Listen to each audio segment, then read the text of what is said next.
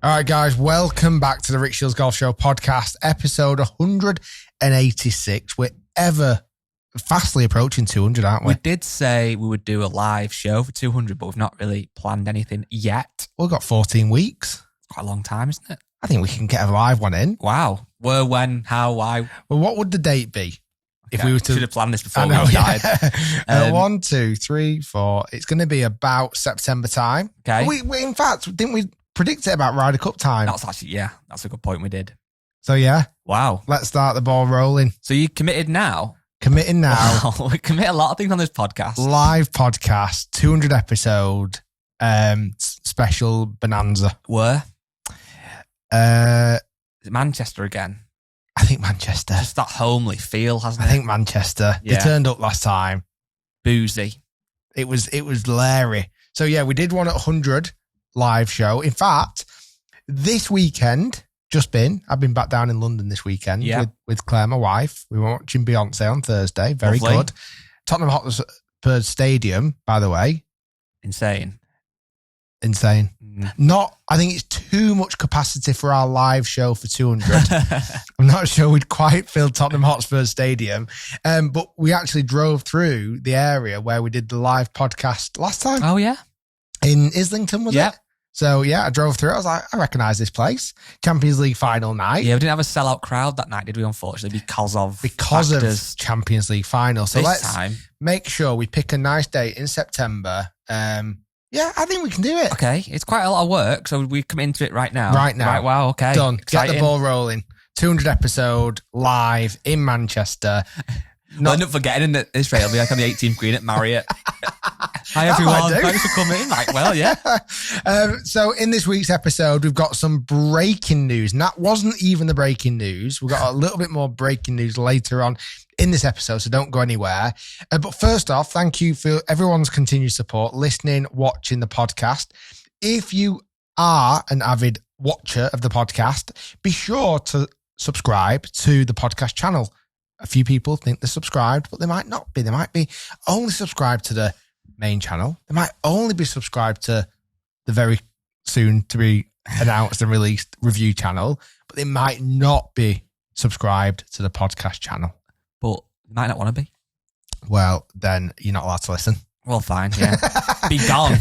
But yeah, today, we actually had I was doing this a bit later on a Monday than we normally would because I was kind of scratching my head going, Rick, I've got nothing to say to anybody. And then we had a little bit of a chat. And next thing, we've got a show that is action-packed. And again, arguably too much good content. Too much good content for free, I would say. Yeah. And we should be charging for this now. We don't even have a sponsor. We just put it out there for free every week. Blood, sweat, and tears.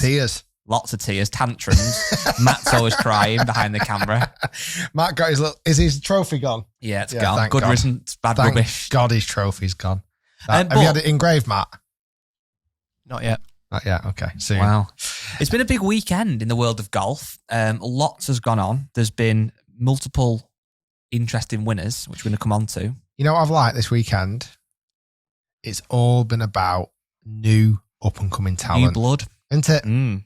So there's a couple of superstars who have won this weekend, plus huge shout out to Viktor Hovland. Let's start there first. Viktor Hovland won this weekend at Memorial, Jack Nicklaus's golf course. It's called Muirfield. He's made it even harder this year. It's one of the hardest golf courses on the PGA Tour, and Jack Nicklaus isn't finished with it just being the hardest. He wants to make it near impossible. And I mean, some of the scoring would suggest that it was near impossible. However, it went down to a playoff. And you know what? I'm really, really happy to say Viktor Hovland took the win. Your friend of mine. He's been on the podcast before, many, many episodes ago. We'll have to bring him back on again. And we have toyed about the idea of getting him on a 10-shot challenge. I think now he's a 4-time PGA Tour winner. He now qualifies for a 10-shot challenge. 3, not good enough. No, so now he's 4 times winner. And you know why I'm proud of him? Because in the PGA Championship, when he was in the final groups with Brooks Koepka and he was going toe-to-toe with Brooks all the way through the back 9, I think it was the 17th hole, he found a bunker, or 16th hole, he found a bunker, went for the hero shot, it didn't pay off, and unfortunately, that tournament eluded his grasp. Yes. So to come back only a couple of weeks later and win, I think that shows balls and courage. I do think that we say this often when there's a major championship around the corner, how when someone says to me, who are you going to pick? I don't know, because there's that many people could win. And it just proves, again, you look at that leaderboard and you look at the world rankings now, that the golfers that are up there that are playing well kind of week in, week out. It's absolutely insane. And although obviously, rightfully so, this is about obviously Viktor Hovland winning, and it is. But again, Scotty Scheffler came third. It's another week inside the top 5. Did you see his stats? So this weekend, he was number 1 strokes gained tee to green. Yeah. Number 1. And by a mile. Yeah, I saw it. He was in complete last place once he got on the putting green. His putting was atrocious. If he would have had anywhere near a putting game this weekend, he would have won by 10. It just cements this idea that he seems to, back in the era when Tiger was so dominant, you would look at leaderboard and only see Tiger's name at the top. And after round 3, Tiger's name will be at the top. It's inevitable he's going to win. Yep. With Scotty Scheffler, he goes so under the radar for most of the tournament. And when he's behind going into the final day, he always seems to go up the leaderboard. Yeah. We went up by 29 places. I mean, it's just a joke. I think he had the lowest round of the day, 6 under, was it? It's 5 under. 5 under. And then you've got, he always gets in that kind of top 3 position.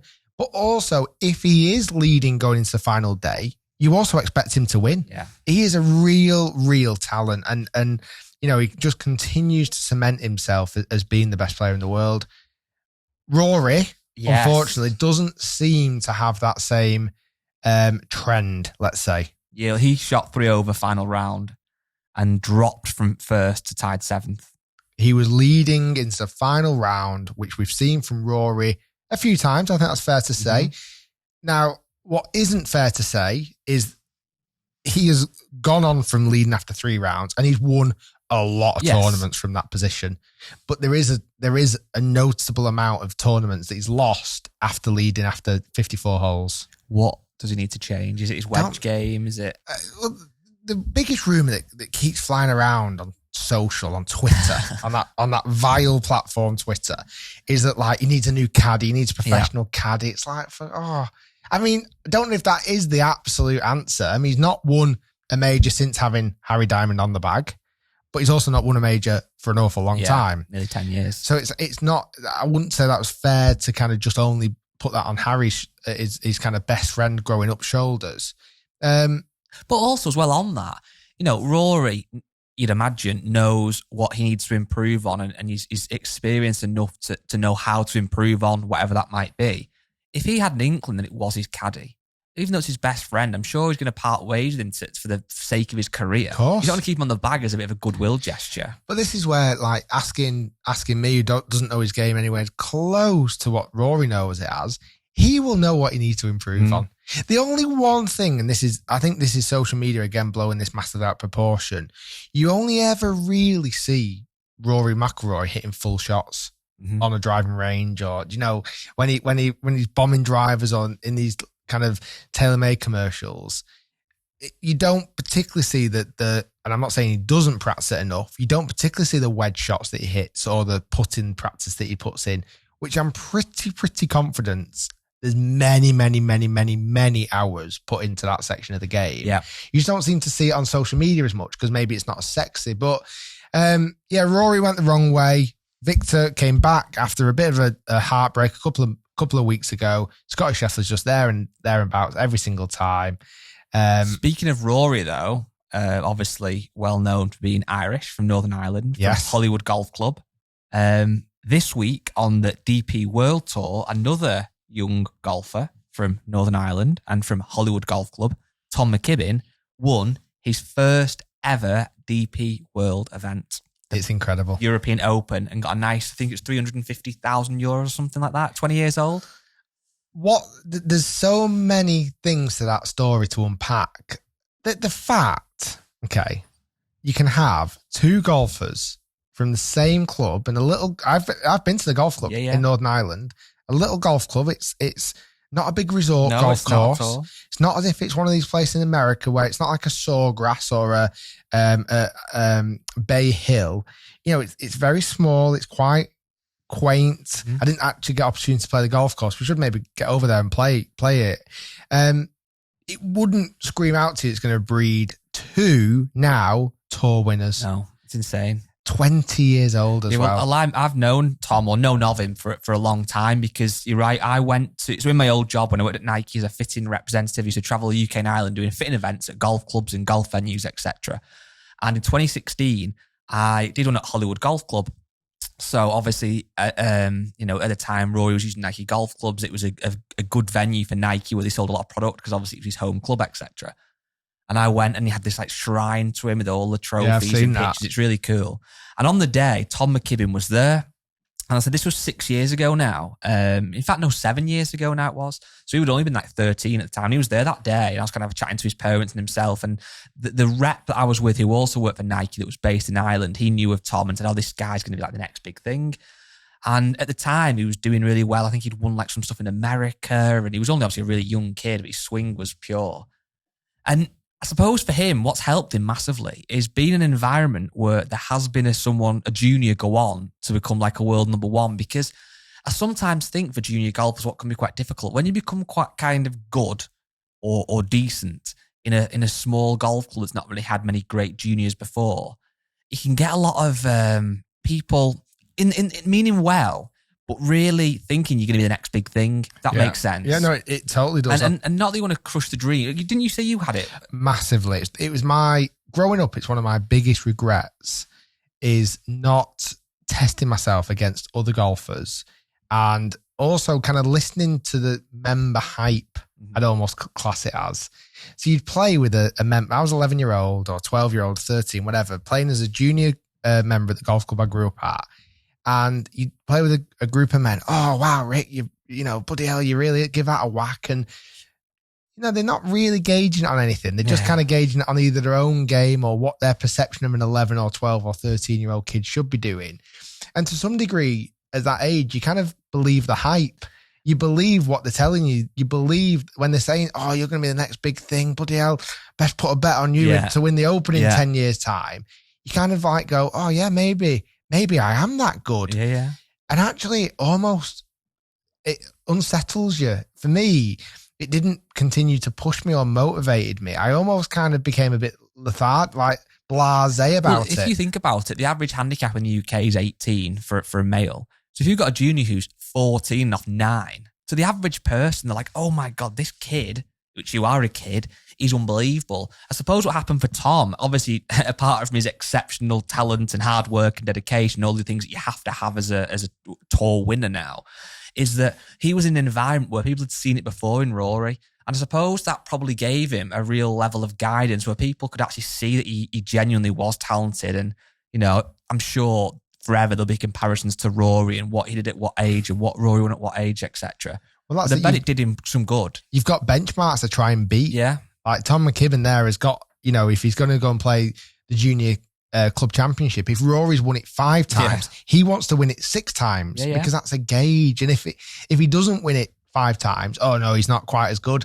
And it might motivate him to do better. Exactly. It could, however, also go the other way. Mm. Like suddenly, if you're always being compared to somebody, it's like, oh, maybe I'm not good enough. Maybe you start to doubt yourself a little bit. So, I definitely don't feel for 1 second Tom has obviously not been gifted it one tiny bit, but it can definitely, having Rory McIlroy at your club can help and motivate you, but can also potentially kind of deflate you. It was only when I went to golf college at the age of 16 and started to hang around with much, much, much better golfers than I was at 16 from different golf clubs. I was like, oh crap, I'm nowhere near. Bloody Bob, the member who's telling me I was this, that, and the other, had no clue, because now I'm going up against 16-year-olds that were wiping the floor with me. And I think just any advice to junior golfers listening, make sure you're testing yourself, or at least putting yourself in the opportunity to play with the best possible player you can play at your age, and engage yourself off them, because otherwise Bob at the golf club is going to think you're amazing, but don't believe the hype sometimes. Yeah, no, I think and it's not a case of being kind of negative. It's just about being realistic. Isn't it? And golf, one of those unique sports where you can just keep going and keep trying and keep, practicing, etc. And sometimes that hard work would really pay dividends, but sometimes it is just, it is hard, as we see week in, week out on the tour. But another winner we have to touch on this week was Rose Zhang.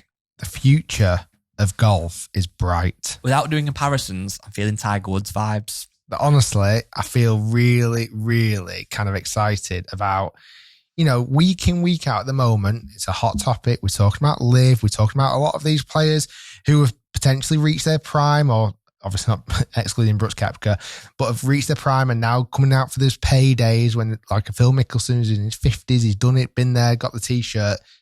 You now look at this week and it's made me excited for golf again when you've got such incredible talent. Rose Zhang, 20 years old. Yeah. She wins her first tournament as a professional golfer. That's not been done since 1951. It's not been done for 72 years. Well, so for those, I'm sure a lot of people listening and watching are fully up to speed, but for those kind of more casual who maybe have missed the golf recently or whatever, or don't know too much about Rose, she's obviously just turned professional at the age of 20 and just got her first win in her first event, as Rick rightly says. Her career does stem back quite a good way in the amateur world. So in 2020, she won the US Women's Amateur. And then in 2022 and 2023, she won the NCAA Division Championships, being the first woman to win it twice, the individual title twice. Now, we've had Wesley Bryant, George, which Brian did we have on? We had George. I always get with the two Bryans. Wesley's the one that was played so on we had tour. George Bryant on, who talked about the NCAA stuff. And again, listeners in America, I'm sure, will understand it much more than we do. I don't really fully get it, other than I think it means you're basically the best golfer in the colleges in America. And then recently as well, she won the Augusta National Women's Amateur, which was the one that was held just before the actual Masters that Rick went to. I did. And yeah, she's didn't hear. Obviously absolutely insane at golf. She also played in the Women's British Open last year and came tied 28th.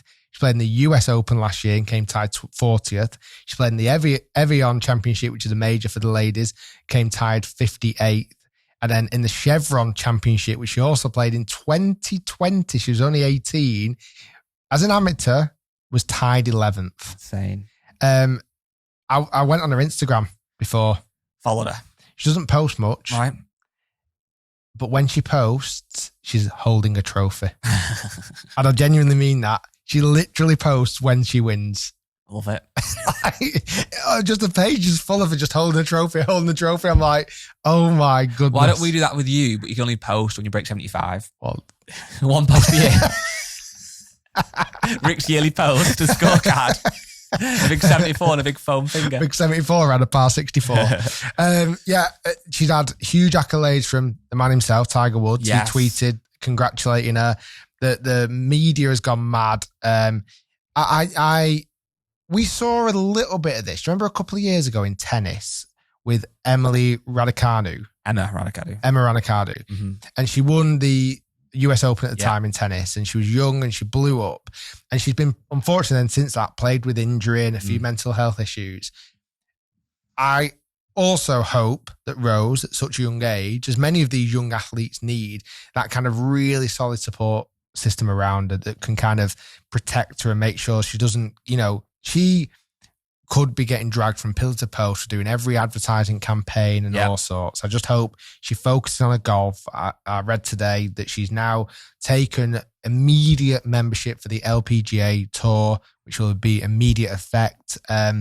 She's just the prospects are huge. Yeah, it's exciting. Where do you know where she is in the world ranking right now? I don't. Let me have a quick look. Go on. Sorry, were you going to say something? I was going to jump on something else, but I'll let you find that world ranking. What's your guess? Oh, I honestly have no idea how it works, so I'm going to go 50th. If she's even got one. It might not be as easy as this. We'll guess 50. 6. No, so I want to come on to a bit of another topic. And this is one that I definitely would love people in the comments on the video version of the podcast to get involved with below. If you're listening in the car and you want to get in touch, please email us podcast@rickshiels.com or join the Facebook group, the Rick Shiels Golf Show podcast on Facebook, and get your comments in there. But basically, I was thinking, Rick. Okay. Okay. So this weekend, as well as all this fantastic, amazing golf on the PGA Tour, the LPGA Tour, and the DP World Tour, there was also a big amateur event in our home county, the Lancashire County Championship. So an amateur event. Okay. And it was played on Friday through to Sunday. And it was a 72-hole tournament. So it's big tourney. And it's a good standard of golf. Okay. And I was looking at so the winner is a guy called James Nash from Ormskirk Golf Club. He had a 70, 69, 69, 62. Bolton Old Links. So he shot 18 under par and won by 3, right? So he's obviously an incredible golfer. And there was some insane scores. Luke Kelly came second with 15 under, et cetera, et cetera. But what really caught my eye, I was looking at his results, by the way. And this is not a calling at anyone at all or a dig at anybody, because just to put something clear, the guys that are playing this tournament are insanely good at golf and incredibly better than I am at golf. But with this new handicap system now, which is the world handicap system. I think we got it is in 2020, early 2020 we got it. I've not played hardly any amateur golf apart from with you on camera using my handicap really. So I'm not really up to speed with it. However, I've heard lots of people complain about it. Yeah. And what I'm getting to in a long-winded way here, some of the handicaps in this event were absolutely insane. And you look at the scores that those people were posting. Again, I'm not reading any names out. They don't always align to the handicaps. Now, granted, anybody can have a bad day, and I think we hold our hands up to that. Yeah. And anybody can shoot a bad score. We celebrate those bad scores. And this is not a dig at those people. It's more the handicap system. Well, it is the handicap system. But basically, in this tournament, there's the guy that won was off +5. So fair dues, he's shooting ridiculous scores. But there's like loads now of +4s, +5s, there's a +6, I believe. There's +3s everywhere. There's loads and loads and loads of scratches. And you look at the scores and they don't align. And basically my long-winded point is this handicap system right or is it broken? I just put a question on our group, the Facebook group. Are you a fan of the new world handicap system? Is it better than the old system? 78% have said, yes, I like it. 22% have said, no, the old was better. So it looks like a lot of people are in favour of it. That surprised me. It does surprise me. However, the handicaps do seem different. What do you think? So the handicaps are typically now representing a lower number than what the old handicap system was. Yes. From the people that seem most vocal about it, and you get this in any walk of life, the people who seem to be most vocal are the ones who don't like it. Mm-hmm. I don't play on Saturday morning as a club member at an amateur golf event. I know you don't. We know that the podcast Matt's handicap is totally skewed. Like, what's your handicap now, Matt? Gone down to 9. From what? 14. See, that would never happen back in the day, would it? That's our own society handicap, though. I don't know if we follow the world handicap system. Breaking the rules. Yeah. Just make it up as we go along, basically. Anyone that gets a high score just gets chopped, so they'll never win again. I'm not sure. I wish I knew more about it, but I don't feel like I live in that world of handicap systems. I've seen quite a lot of comments with people, and you said it might be the ones that are commenting that are the most angry about it, maybe. But there's quite a lot of people saying it's open to cheating because you can just put bad scores in and stuff, which I don't know if that's right or wrong, really. The only thing I don't like about it, but again, maybe I'm not qualified to speak about this because I've not been playing at all when it's been in place. If somebody said they were a scratch golfer 4 years ago, you kind of knew what level that was. Whereas now, I feel like I don't really understand. It's murky, isn't it? And obviously it depends on how many cards you've done, and obviously good scores go after a certain amount of rounds, etc. So I'm intrigued to hear people's thoughts, and so please do. And that's very heavily swayed that people are liking it. So that's interesting to see, but I'm not sure. But also, to some degree, are the majority of people liking it because it now appears they've got a lower handicap? Maybe. Potentially, and is it the 20-odd% who don't like it? Are they predominantly maybe lower handicappers? Yeah. One thing I've never got when people want the handicap to be high. I've never got that. Like, I understand people want to win competitions, so fair enough. But surely you want to be as good at this game as possible. I know. Well, it's just about cheating. We experienced that charity day we played in that we talked about on the podcast with John Robbins and Rob Potter. Like, people will do anything to win a prize at a charity golf day, which I find baffling. Imagine your name being on a board and you know that you've fudged it. Yeah.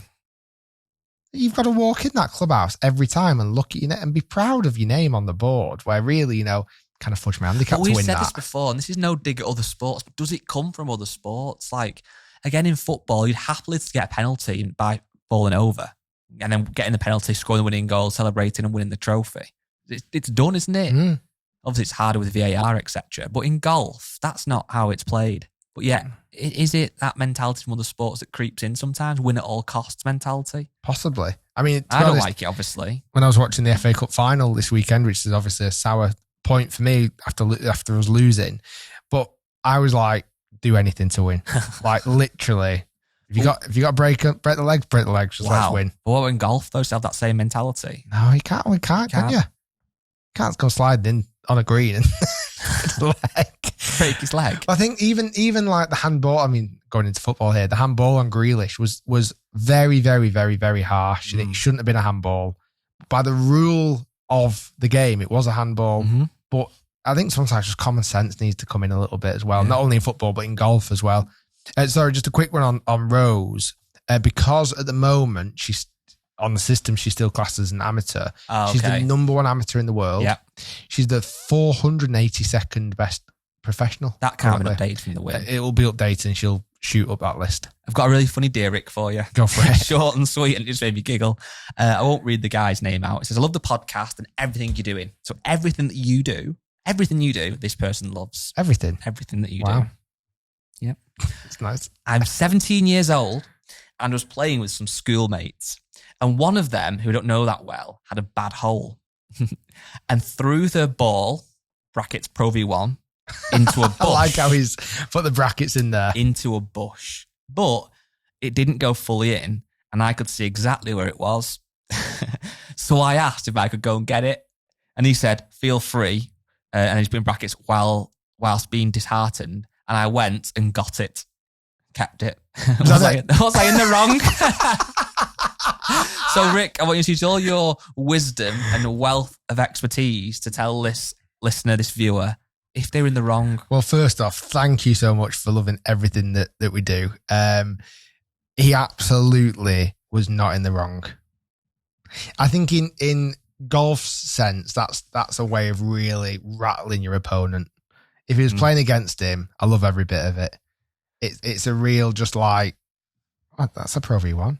Why are you being up? So why are you spitting your dummy out? I'm going to go and get that. I really like it. It was a nice segue because he called that email, am I being a golf cheapskate? And I wanted to then segue into the fact that we have just recently reviewed some wedges from Amazon that were $180 or pounds. Was it pounds? Pounds. The 3 wedges. Yeah.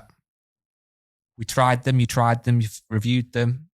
They were fairly impressive. Yeah, they weren't far off at all. I feel what's really interesting with this kind of new direct-to-consumer market, we've seen it with Kirkland Signature wedges. They did absolutely brilliant. Lazarus wedges, which are the ones that I reviewed and we bought from Amazon, come in loads of different finishes, not loads of different loft options and bounce options. Couple, yeah, not loads. Not loads, more the finishes you could tailor. Honestly, around the green, some of the best feeling wedges I've ever hit. It's crazy. Just as it got longer, and I do blame the shaft so much. I saw a few comments saying, why don't you just change the shafts? Well, that kind of defeats the object of it being a cheap it's annoying, iron. Suddenly if we start putting 40 quid shafts in each club, then exactly. It starts to it changed the price significantly. But overall, very, very impressed. The black finish unfortunately did scratch up in the bunker, where the chrome finish might not have done as much, but obviously the black option is the ones we want to buy, and also it is an option on the website. I think more importantly, there was an awful lot of comments about my chipping. Oh, I've just got one more thing on Lazarus, by the way, though. Oh yeah, sorry. No, go on. So, this maybe not something for the podcast, but it's not a bad thing, so I'll read it out.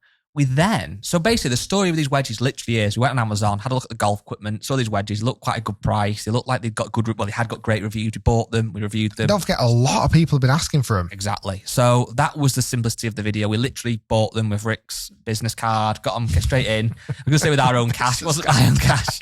Put it on Rick's business card. It's business expense. However, we've since had an email off Lazarus. Oh. Okay. And it's nice. I'm not going to read the person's name, but it's... I'm the owner at Lazarus Golf. Oh, owner. Okay. And I want to personally thank Rick for doing the review. Okay. We have had many people comment on our socials about you and wanting a review from Rick, which is probably, I guess, fair enough. We would like to be able to use some of the footage and the review on our website and in our advertising and obviously direct traffic back to Rick Shiels' socials. This would be a decent amount of visibility for Rick. Would you be happy for us to do so? No. Yeah, exactly. So it was a very nice email, very polite and very thankful that they asked us. But the answer that I gave back was a very polite no. And the reason this isn't a dig at the brand whatsoever, because many, many brands have asked this before and many have done it without our consent. But the whole point, and hopefully for people watching and listening, it's super obvious by now, these videos are impartial, unbiased, and that's why Joe said we bought the wedges. We literally bought the wedges. I know, absolutely not sponsored. The last thing fair play, the wedges were good. There was areas like Rick said, the shaft was a bit naff.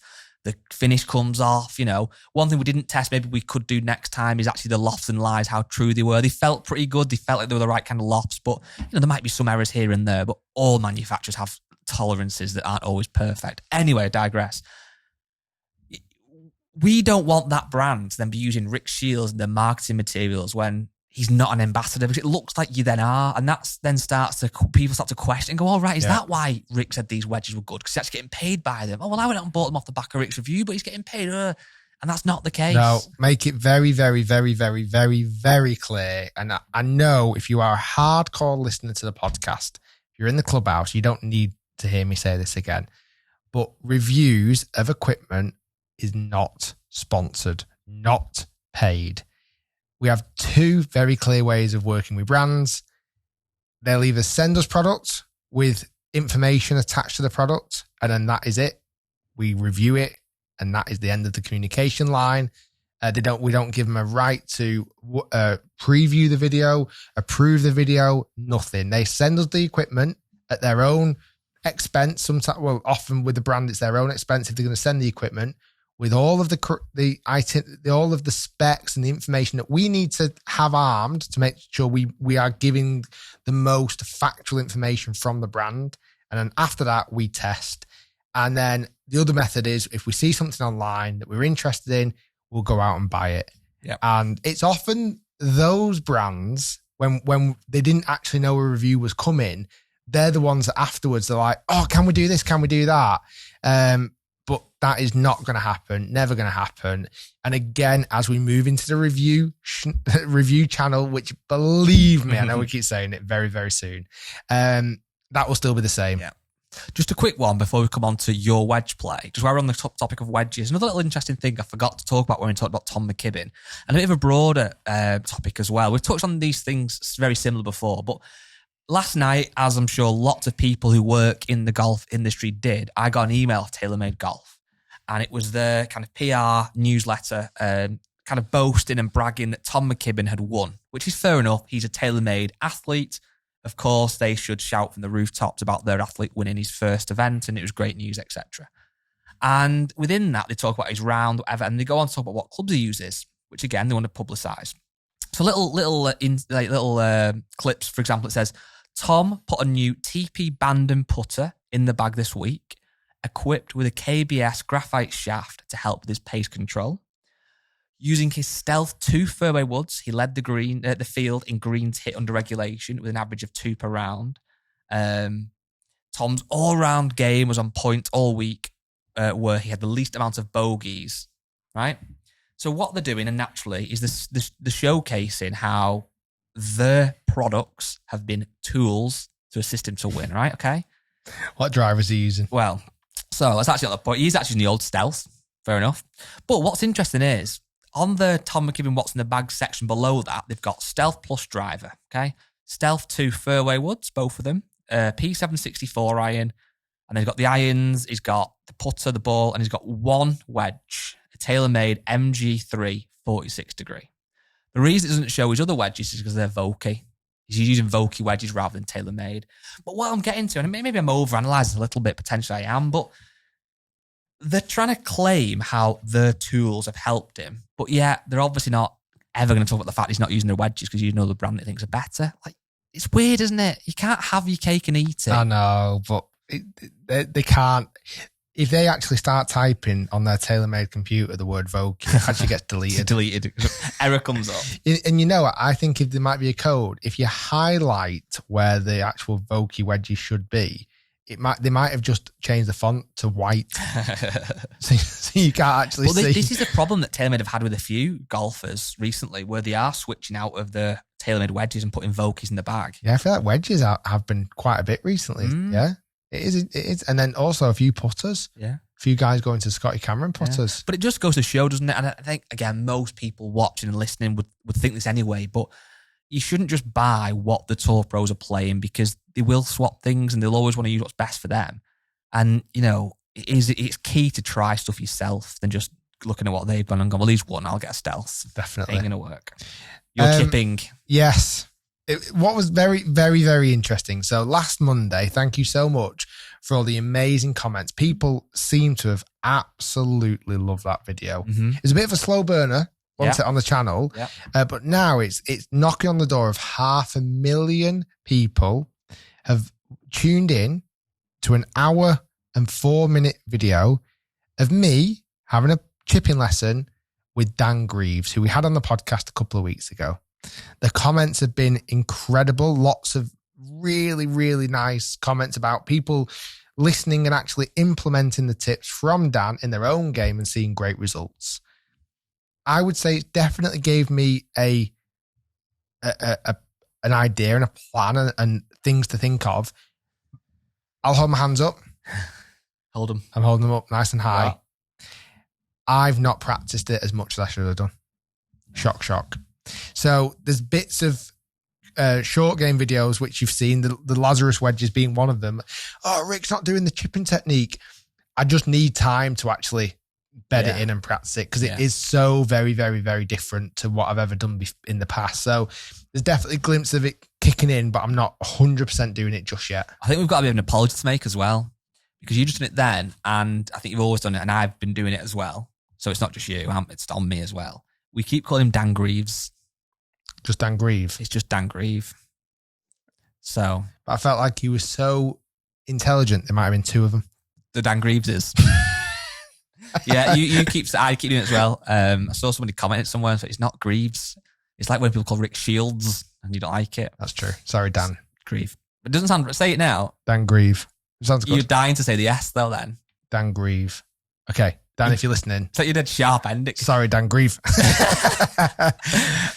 So it's getting there. We've got a big week ahead of filming. Yes. We are going to the beautiful Scotland. Yes. The east coast of Scotland for a full week of filming where the short game will be needed. The putter will be out, I imagine, on the courses we're playing. So the Woburn video went out after our scramble video. Yeah. Went out after the chipping lesson, and there was some really good chips in there. There was actually some.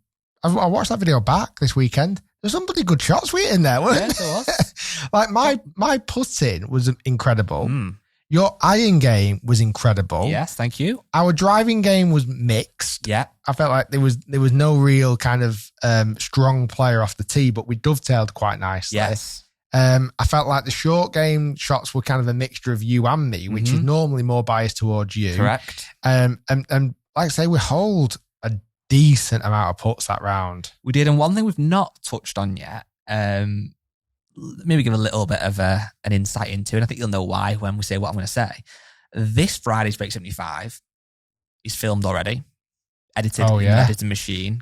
Oh, yeah. And Rick and myself play a lovely golf course called Ashridge Golf Club. Let me give something away. Go on. I won't give too much. Just straight down the camera there. If you ever go and play Ashridge, certainly in the near future, there may be a new plaque put in the middle of the fairway on the first hole. That's all I'm saying. Yep. That's all I'm saying. That's all I'm saying. So tune in Friday. It's honestly one of the most beautiful golf courses I've ever played in my life. Yeah. The greens were some of the funkiest, fastest greens I've ever played on. Yeah. And I'm pretty sure the greenkeeper woke up either on the wrong side of the bed or he had a plan for us not to particularly play well. Yeah. There was a couple of shots that I hit.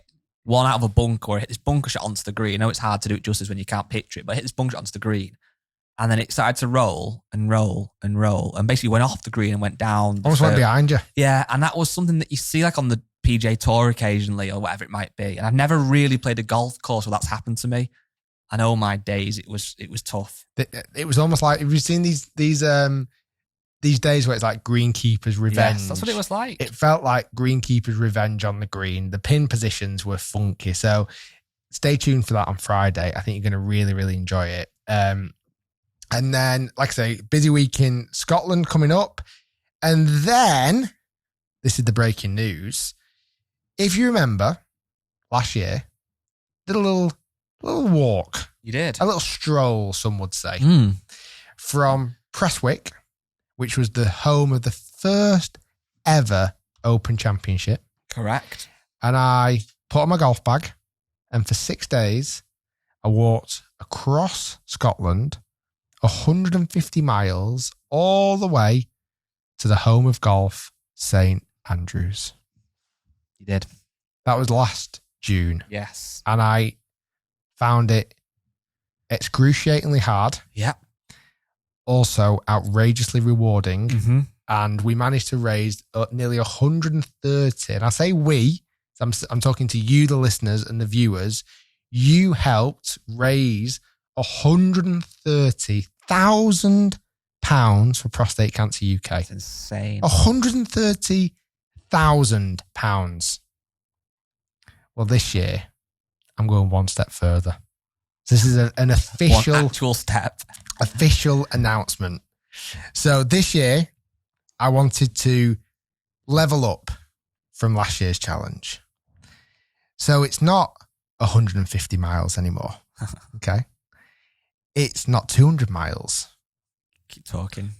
It's actually a little bit over 300 miles. Wow. From St. Andrews, the home of golf, the home of last year's Open Championship. Yes. To this year's Open venue, Royal Liverpool. I'm going to travel from St. Andrews to Royal Liverpool across 4 days on a bike. And not just any bike. It's a 2-seater bike, which is being custom made and designed for this challenge. It's going to be 4 days, 500 kilometers traveled, 4 golf courses, 4 guests, and I'm going to bring every single one of you along for the ride. Yes, very exciting. And when I say every single one of you, more importantly, Yeah. very much along for the ride. Yeah, so I'm doing one of the legs. I believe, is it Carlisle to Lancaster? You're doing day 3. I'm doing day 3. Hopefully the easiest of the 4 legs. So we've got 4 guests lined up for 4 days, 4 different golf courses. Stay tuned to my social media because there's going to be opportunity, a long route to come and meet us. We're going to meet at 3 different golf courses along the route as well. So we might even play a bit of golf. Are they booked in yet? Yeah. Do you know which one I'm going to? What's the one? Lancaster. Is it actually Lancaster Golf Club? Yeah. It's going to be good, isn't it? Yeah, it's supposed to be really good. Oh, nice. So starting at St. Andrews. Nice. On Saturday morning. Not playing the whole golf course, maybe just play a few little tiny shots, really, just to kind of say that's done at St. Andrews. Tiny shots. How long is tiny shots? 2 foot putt. because that's obviously where last year's Open was, and then jump in this 2-seater designed bike, not a tandem, but a side-by-side 2-seater bike with the golf club strapped on the front. We've got a full support team, and we're going to head south. And the first day, I think it's 110 kilometers, or a little bit over 110 kilometers. That is the day at the end of day one. Day two, new guest. We're starting from the end of day one, cycling all the way to Carlisle Golf Club, where Carlisle Golf Club will do a meetup. Find out more information of that coming soon. Day three, you join me. Yes. You get in the hot seat in the bike. Now, luckily, the seats look very comfortable, don't they? It's in a picture. So hopefully not too many aches and pains. Day three, all the way to Lancaster Golf Club. Play a couple of holes at Lancaster Golf Club. Do a meetup. So if you're a fan of the podcast and you want to come and meet me and Guy, Lancaster Golf Club on Monday evening. Stay tuned for more information. Yeah. I want to make sure everyone knows about times, etc., and where to meet. And then the last leg, one more guest from Lancaster all the way to Royal Liverpool. Exciting Doing stuff. it again to support Prostate Cancer UK. We've put a link if you want to be one of the first donators, and it would be really, really appreciated just to kick off the fundraising. Put a link in the description of this podcast. But yeah, Cycle 500 in support of Prostate Cancer UK. I mean, prostate cancer is still such a horrible disease, as any cancer is. So obviously prostate cancer, a charity that I love, raising awareness for and money. Prostate cancer exists in every golf club in the UK. Wow. How mad is that? Affects 1 in 8 men in the UK. That could be your dad, your brother, your partner, your best mate. And prostate cancer claims the lives of 12,000 men every year. So whatever we can do to raise as much money and awareness is very, very much appreciated. So looking forward to that. I'm kind of nervous. Again, in typical Rick Shiels fashion, I've done 0 training. Standard. How hard can it be? Yeah, you've got a guest helping pedal. That's what I mean. It's only 500 kilometers. Yeah, nothing. Glad I'm doing one day. That's all I can say. So we'll see. So stay tuned for loads more information. We'll probably post a main video later on this week when I've actually got the bike, so I can show you all and tell you a bit more information of where we can actually meet. Very, very exciting and very good calls. So well done to you, sir. Thank you. Each year I want to connect the open venues. Wow. So next year it'll be Royal Liverpool to Royal Troon. Oh wow! Back up the road on the east coast of Scotland. So if you bike at Royal Liverpool and cycle west coast of Scotland, yeah. And then it's Royal Troon to Port Rush. Jet ski, I think so. Swim. It's not been announced the year after yet. I'm really hoping they don't go from Port Rush to Royal St George's. Wow, that would be. Yes. So yeah, I'm really excited about it. Again, if we can raise loads of money for prostate cancer, it'd be amazing. But as much as you can donate, it'd be great. If you are listening and you want to jump over to the website, it's justgiving.com/cycle 500. Very good. Good podcast. Yeah, really good. I can guarantee, by the way, there will be now I've said this, but there'll be at least one comment in that I look like a janitor. Yeah, with this outfit on. So it's like a kind of blue jacket thing and a cap. That's good though. Thank you. What's happening with next week's podcast so we can inform people? Next week's podcast might be a couple of days delayed because of your escapades cycling. Or do we take it with us and see if we can do one on the bike? Wow, that would be. Let's try it. Maybe we could do it on the bike just as an audio one that's just like might be just like a little half an hour one. Yeah, like extra special one. If you want ASMR. Yeah. I can't breathe. Cycle, Guy. Cycle. Guys, thanks for listening. Stay tuned. Lots more to come. Be sure to subscribe to all the channels and have a great week, everyone. And loads more videos coming soon. Peace.